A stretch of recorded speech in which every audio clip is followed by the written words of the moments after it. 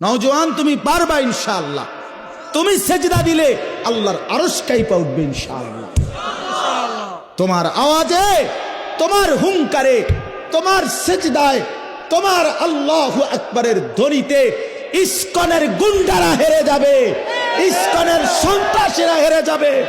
ইসকনের জমিন না এটা, এটা ইমানদারের জমিন, এটা মুসলমানের জমিন, এটা কালেমার জমিন, এটা হকের জমিন। এই বাংলার জমিনে ইসলামের পতাকা উড়বে, কালেমার পতাকা উড়বে।